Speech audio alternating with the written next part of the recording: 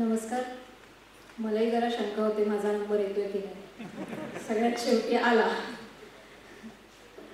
सर्वप्रथम निवड झालेल्या सगळ्या विद्यार्थ्यांचं मनपूर्वक अभिनंदन आणि very warm welcome into the government department.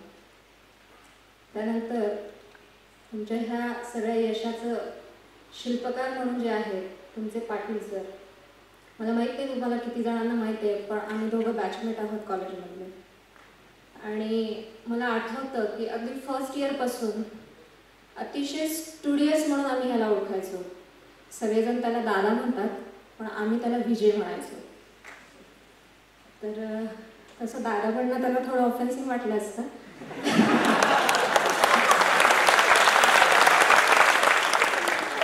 त्याच्यामुळे आम्ही त्याला विजय म्हणायचो.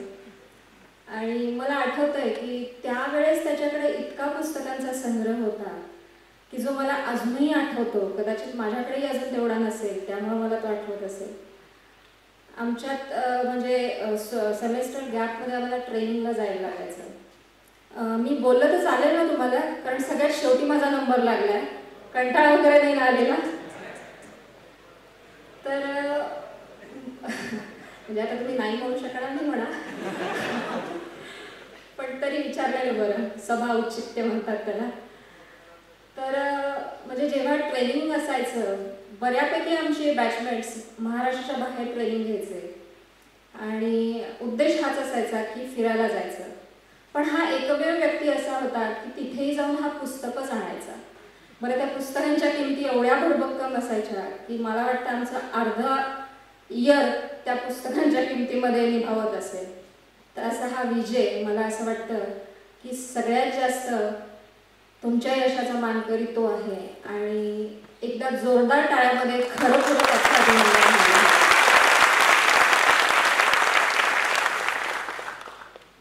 एक बुधवारी साधारण 4-5 दिवसापूर्वी मला त्याचा फोन आला की असं असं सिलेक्शन झालेलं आहे आणि तू मार्गदर्शन करायला येशील का. बऱ्यापैकी you are quite senior officer. मला मज्जा वाटली क्वाईट सिनियर म्हटल्यावर. म्हणजे पहिला प्रश्न आला, अरेच्छा आपण एवढे सिनियर झालो का की आपण ह्या मुलांना मार्गदर्शन करायला जाणार आहोत. कारण सध्या व्हॉट्सअपचं बरंच पेव आहे, त्याच्यावर बरेच SMS येतात. त्यातलाच एक SMS मला आठवला की असाच जर पाऊस पडत राहिला तर ही आजची पिढी म्हणेल की आम्हीही तुमचे एवढे पावसाळे पाहिलेले आहेत. तर मग म्हटलं काय मार्गदर्शन करणार, की कारण UPSCनं तुम्हाला एवढ्या चाळणीतनं गाळलेलं आहे की तुम्ही खरंच कपॅबल आहात.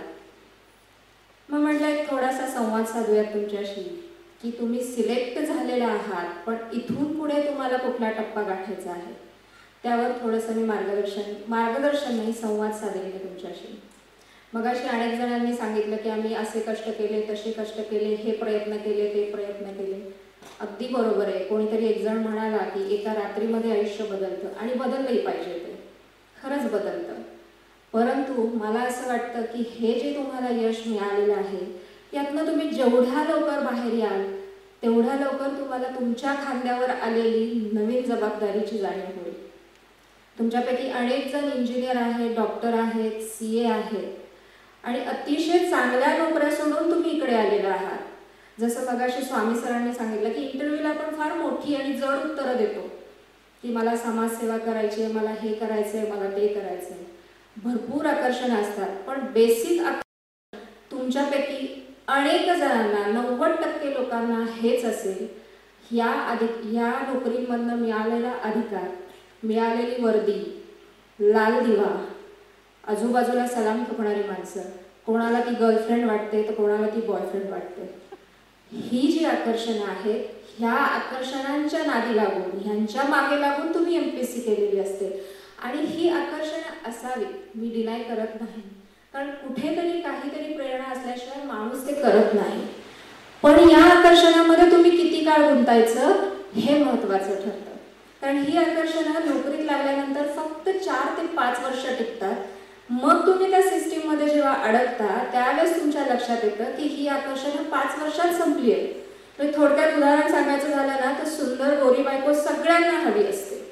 लग्न झालं की 4 ते 5 वर्ष तिच्या कौतुकात जातात आणि नंतर मग खरा संसार सुरू होतो, ज्याला आपण टिपिकल संसार म्हणतो. मग ते राहाड येतं. सेम तसं आपल्या नोकरीचं होतं आणि ते होऊ नये म्हणून जे लागतं किंवा जे करायला हवं ते थोडंसं मी तुम्हाला सांगणार आहे. त्याच्या अगोदर तुमच्या जी डोक्यावर जबाबदारी आलेली आहे त्या जबाबदारीसाठी तुम्हाला काय करणं अपेक्षित आहे आत्ता, हे 3 टप्प्यामध्ये थोडंसं मला वाटतं की डिवाइड होतं. सगळ्यात पहिल्यांदा तुम्ही ज्या डिपार्टमेंटला जाता त्या डिपार्टमेंटचा गोल काय आहे हे तुमच्या लक्षात आलं पाहिजे. What is the goal of your department. आता मी सध्या सेल्स टॅक्समध्ये काम करते. मी लागल्यापासून मोठमोठ्या कंपन्यांचे ऑडिट असेसमेंट, त्यांनी टॅक्स भरलेला आहे नाही भरलेला आहे, कुठं कर चुकवेगिरी केलेली आहे हे काम करते. But is it my goal. हे माझं सबसिडरी काम आहे. माझं बेसिक काम आहे.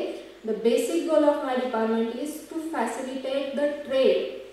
व्यापाऱ्यांना मदत करणे, त्यांच्या व्यापार करण्यामध्ये काही अडचणी येत असतील तर त्याचं निराकरण करणे. तुमच्यापैकी माझ्या मते सगळेजण रेव्हेन्यू डिपार्टमेंटसाठी सिलेक्ट झालेले आहात. तुमच्याकडे येणारा फौज फाटा, तुमचे जे स्टेक होल्डर आहे, सर्वसामान्य जनता आहे. मी एवढी फॉर्च्युनेट नाही की माझ्याकडे येणारा स्टेक होल्डर सर्वसामान्य जनता आहे. माझ्याकडे CA येतात सगळे. त्याच्यामुळे मला ही एवढी फॅसिलिटी मिळत नाही.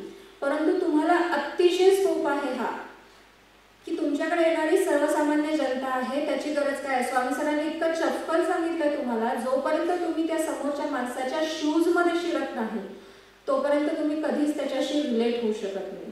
तर हा जेव्हा गोल तुमच्या लक्षात येईल, थोडक्यात एक उदाहरण सांगते की 2 गवंडी काम करत असतात.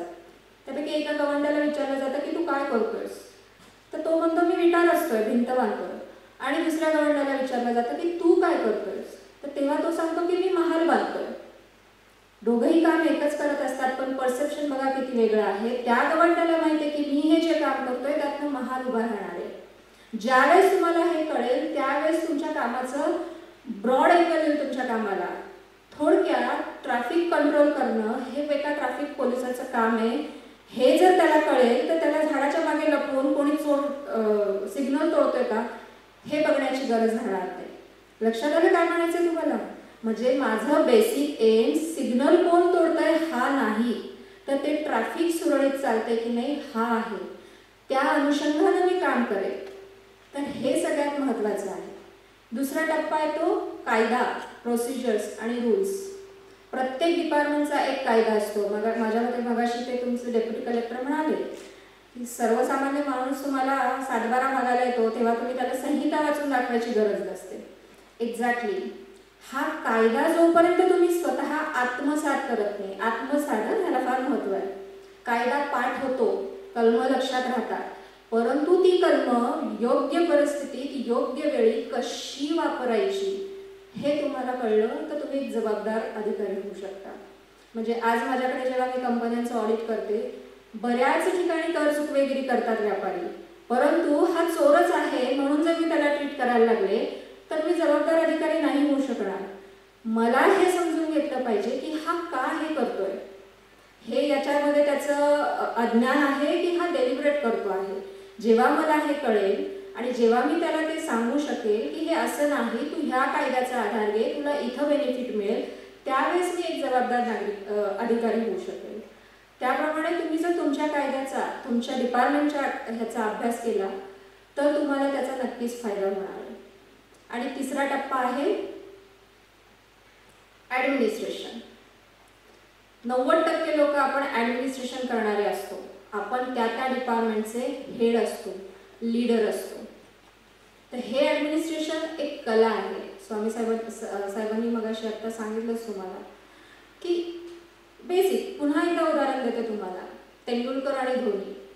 जगातला बेस्ट क्रिकेटर तेंडुलकर आहे, पण लीडरशिपमध्ये तो फेल गेला. आणि व्हेअरएज धोनी ॲव्हरेज क्रिकेटर आहे, पण लीडरशिपमध्ये तो टॉपमध्ये आहे. तर हे अतिशय छोटी छोटी गोष्टी आहेत. म्हणजे मी तुम्हाला डिपार्टमेंटचीच उदाहरणं देणार नाहीत, कदाचित ती बायस होतील, पण ह्या सगळ्यातनं आपण काहीतरी शिकलं पाहिजे की ॲडमिनिस्ट्रेशन ही एक कला आहे. मी असे भले भले अधिकारी बघितले, अतिशय ब्रिलियंट अधिकारी, परंतु त्यांना ॲडमिनिस्ट्रेशन जमलेलं नाही. तेच ॲव्हरेज असलेली माणसं इतकी सुंदर ॲडमिनिस्ट्रेशन करतात. मग असे ते जे BDS होते ना, जे उत्स्फूर्त बोलले, साहेबांनी पण तेच पॉईंट आउट केलं. हा उत्स्फूर्तपणाच आहे ना, अतिशय गुड ॲडमिनिस्ट्रेटर होतील बघा ते. तर हा उत्स्फूर्तपणा झाले आज BDS.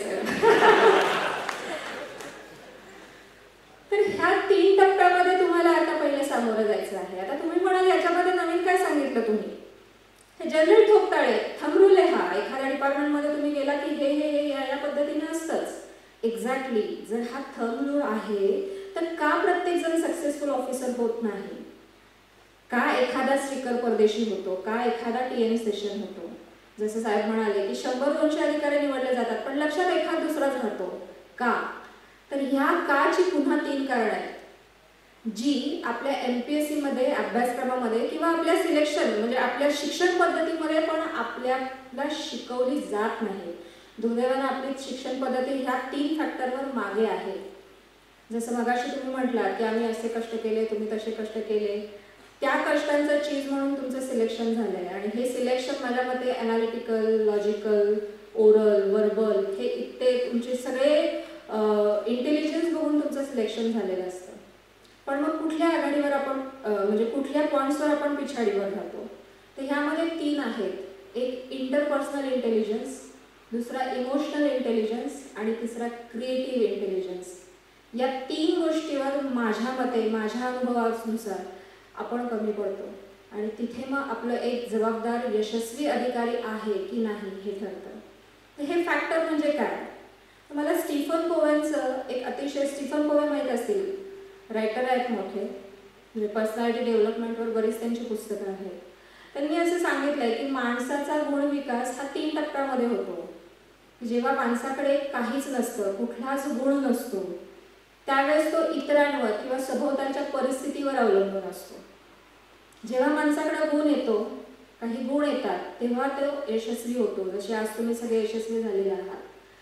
पण मग ह्याच यशाबरोबर अहंकारही येतो आणि हा जर अहंकार आला तर तिथून पुढे मग तुमची कारकीर्द जी आहे तिला धक्का बसतो.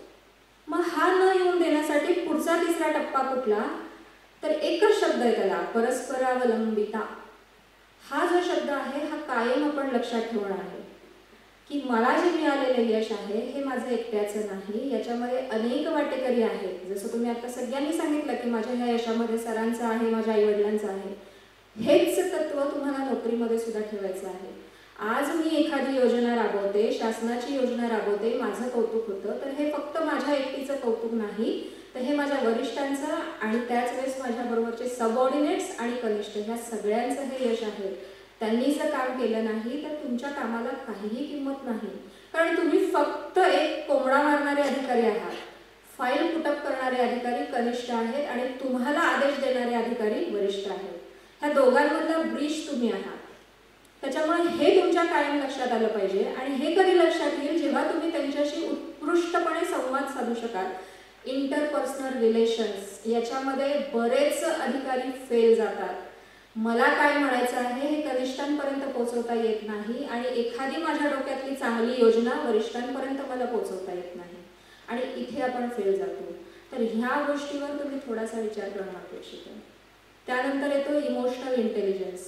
हा शब्द ऐकून तुम्ही बरेच जण चक्रावले असाल की हा काय प्रकार आहे बुवा, हा तर आम्ही पहिल्यांदाच ऐकतो. ऐकलाय का कोणी आधी? नाहीच. म्हणजे उत्तर येत नाही जोरात म्हणजे नाहीच. तर याचं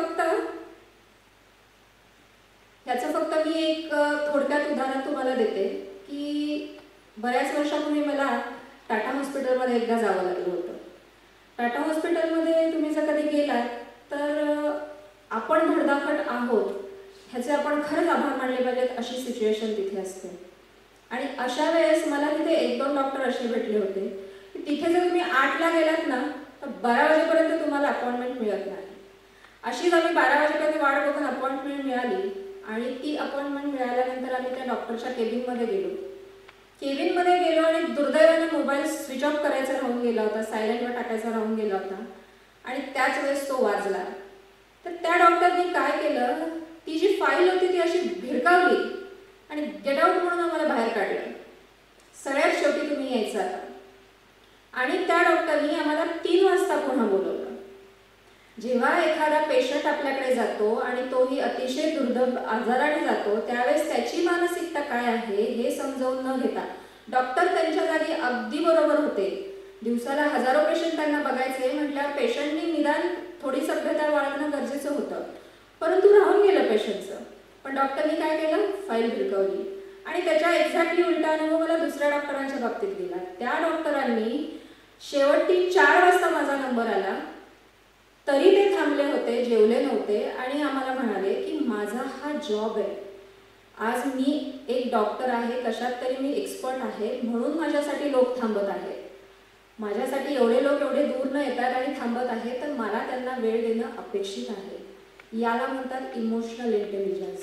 जोपर्यंत तुम्ही समोरच्याच्या भावना समजून घेऊ शकत नाही तोपर्यंत तुम्ही त्याला कधीही मदत करू शकत नाही. आणि तिसरं आहे क्रिएटिव्ह इंटेलिजन्स. क्रिएटिव्ह इंटेलिजन्स तुम्हाला माहिती आहे, मगाशी कोणीतरी विचारलं पण की वेगळेपण काय आहे किंवा आम्ही कशी तयार करावी. तर मला असंच वाटतं की प्रत्येक गोष्टीत तुमचा पर्सनल टच देणं हे अतिशय महत्त्वाचं आहे. की तुमचं वेगळेपण काय आहे. स्पेशली महिलांना मी सांगेन की आपण बऱ्याच क्रिएटिव्ह असतो, परंतु हा क्रिएटिव्हनेस इंटरपर्सनल इंटेलिजन्समध्ये फेल जातो आपण आणि कम्युनिकेट करू शकत नाही. तर हा म्हणजे शासनामध्ये प्रोॲक्टिव्ह राहून सगळेजण तुमच्याच दर्जाचे अधिकारी असतात आणि तेवढंच इक्वल काम करत असतात. मग तुमच्यात डिफरन्स काय, तर तुम्ही प्रोॲक्टिव्ह राहणं, क्रिएटिव्ह राहणं हे फार गरजेचं आहे. निरोपाला मला लवकर वाइंड अप करा, त्यामुळे मी पटपट बोलते. जाता जाता फक्त 2-3 टिप्स सांगून जाते की ही जी नोकरी आहे, हे जे येणारे अमर्याद अधिकार आहेत याच्यामुळे तुम्ही अनेक प्रलोभनांना बळी पडू शकाल. तर एक लक्षात घ्यायचं, जेव्हा आपण जॉबमध्ये जॉईन होतो तेव्हा MCSRच्या रूलवर भरपूर सह्या करतो. म्हणजे थोडक्यात आपण आपल्याला कुठेतरी एका चौकटीत बांधून घेतो आणि त्या चौकटीतच राहून आपल्याला काम करायचं असतं.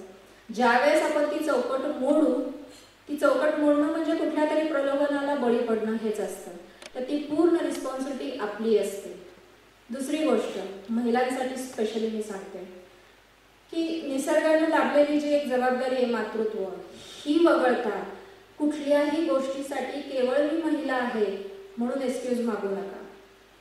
कुठल्याही उबड्या घेऊन महिला असल्याचा तुम्ही महिला आहात, पुरुष अधिकाऱ्यांच्या बरोबरीने काम करा. प्रवाहाच्या कुठे पुढेही जायचा प्रयत्न करू नका, मागेही राहायचा प्रयत्न करू नका. कारण मी बऱ्याच अशा महिला बघितल्या की महिला म्हणून बऱ्याच जबाबदारीच्या गोष्टी टाळतात किंवा नको त्यावेळेस मी महिला आहे मला कसं डावललं जातं असा कांगावाही करतात. तर कृपा करून हे करू नका. आणि तिसरी सगळ्यात महत्त्वाची गोष्ट, कलिग्स बरोबर नेहमी हेल्दी रिलेशन ठेवा. स्पर्धा ही कायम स्वतःबरोबर ठेवा, कारण स्वतःबरोबरची स्पर्धा कधीच संपत नाही आणि त्याचबरोबर आपण कधी हरतही नाही. त्याच्यामुळे नेहमी स्वतःविषयी स्पर्धा ठेवा, कलिग्स बरोबर कधीही स्पर्धा ठेवू नका. एवढं बोलून मला इथे तुम्ही जे बोलवलं त्याबद्दल धन्यवाद आणि तुमच्या सर्वांचा मनःपूर्वक अभिनंदन.